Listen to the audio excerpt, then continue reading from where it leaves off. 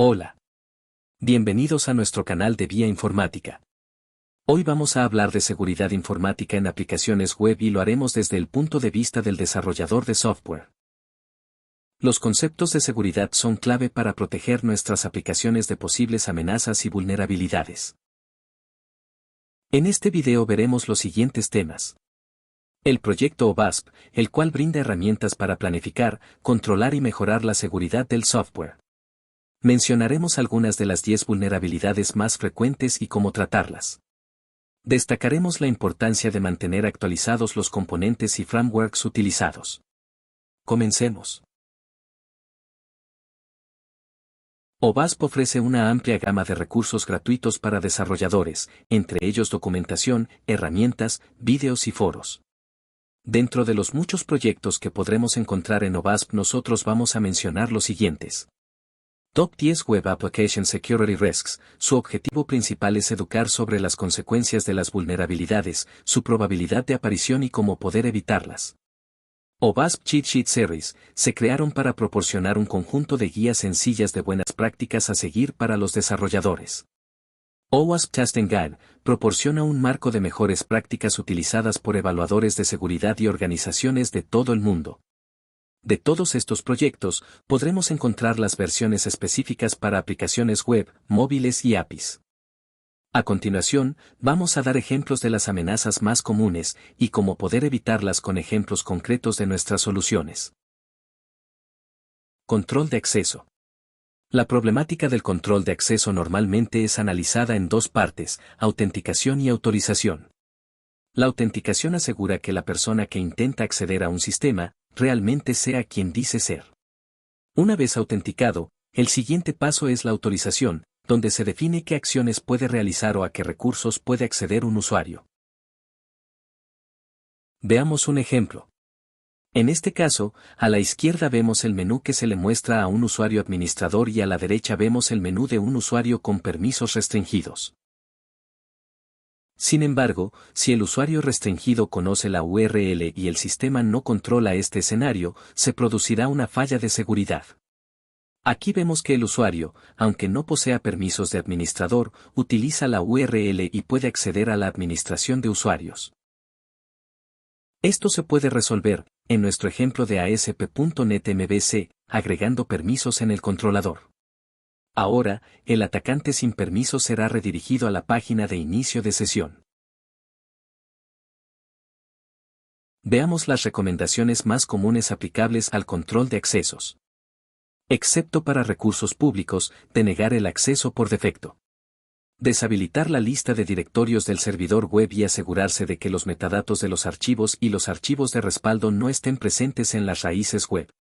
Registrar las fallas de control de acceso y alertar a los administradores cuando sea apropiado. Limitar la velocidad de acceso a las API y al controlador para minimizar el daño de las herramientas de ataque automatizadas. Utilizar contraseñas seguras que incluyen letras, números y caracteres especiales. Además, el uso de autenticación multifactor y protocolos como OAuth añaden una capa extra de seguridad al requerir más de un método de verificación. Algunos clientes, entidades bancarias, están reguladas por el Banco Central. En consecuencia, nuestros sistemas cumplen con las normativas de seguridad del BCRA. Prevención de inyección de código. Las inyecciones de código, como SQL Injection, son una de las vulnerabilidades más comunes y peligrosas en aplicaciones web, donde un atacante inserta código malicioso en una aplicación vulnerable, generalmente a través de entradas no validadas. Esto puede provocar una variedad de consecuencias, desde la divulgación de información confidencial hasta la toma de control del sistema afectado. Veamos algunos de los tipos de inyecciones posibles. Inyección SQL, SQL Injection.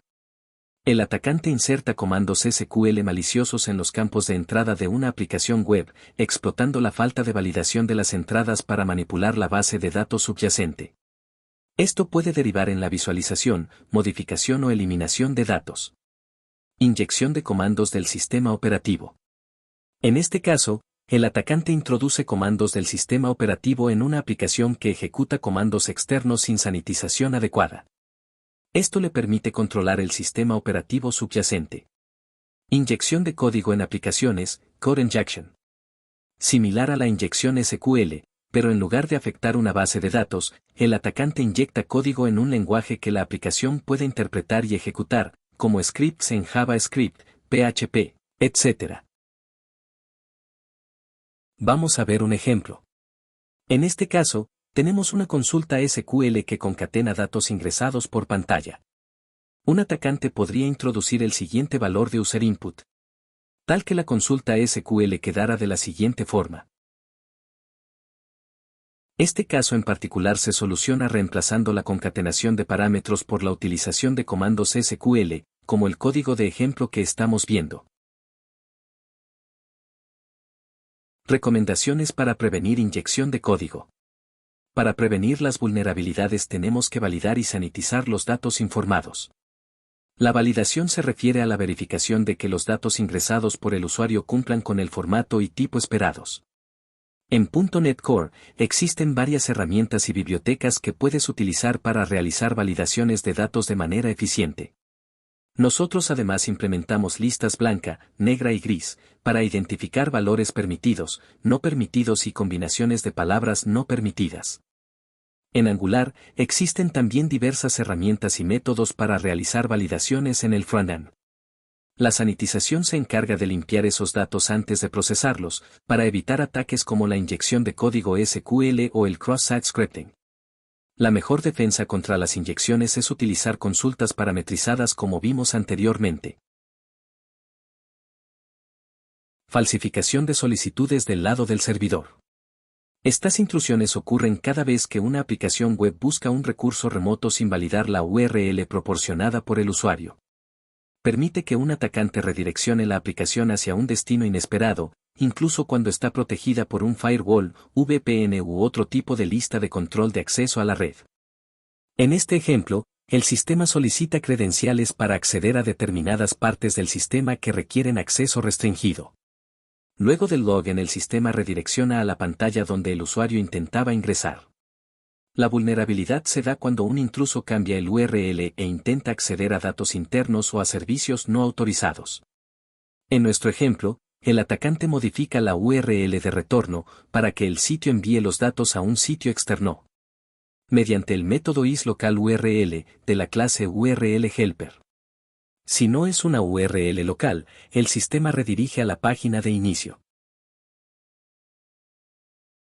Prevención.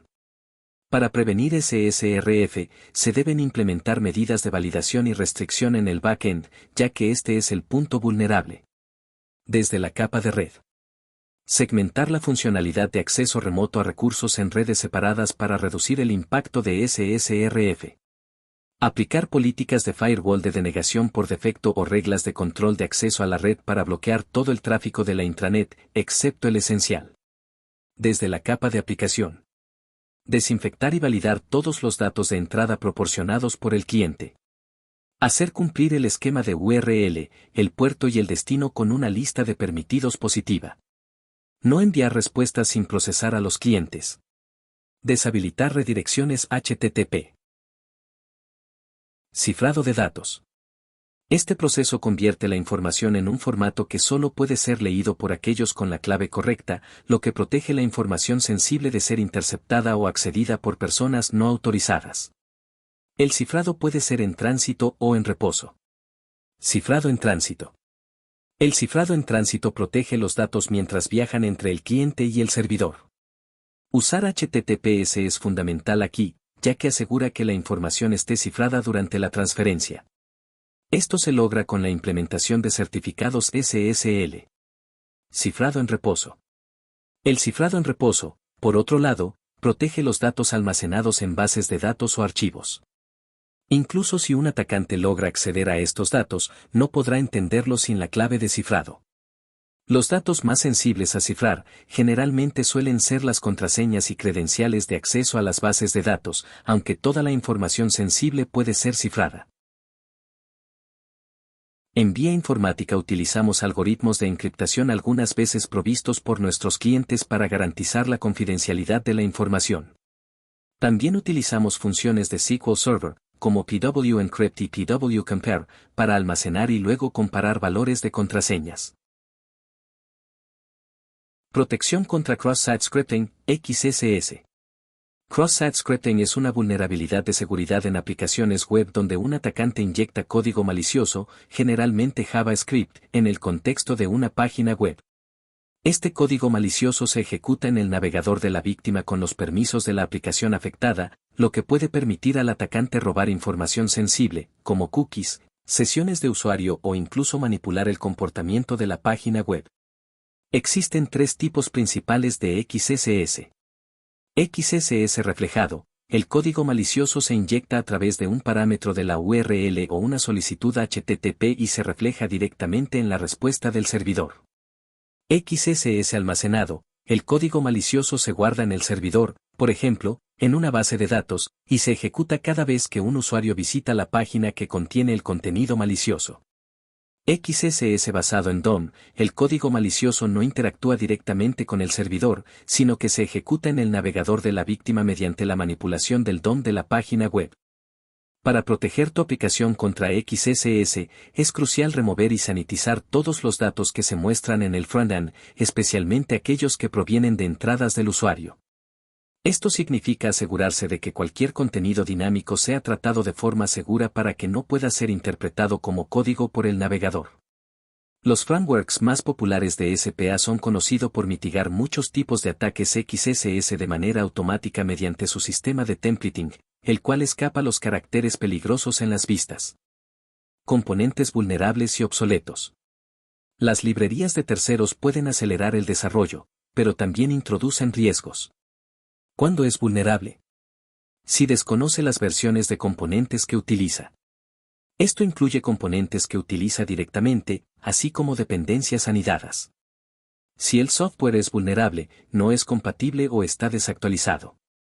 Esto incluye el sistema operativo, el servidor web, el servidor de aplicaciones, el sistema de gestión de bases de datos, las aplicaciones, las API y todos los componentes, los entornos de ejecución y las bibliotecas. Si no busca vulnerabilidades con regularidad. Los gestores de componentes como NPM o NuGet normalmente alertan de componentes vulnerables u obsoletos.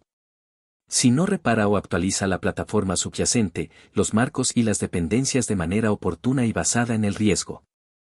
¿Cómo prevenir componentes vulnerables y obsoletos?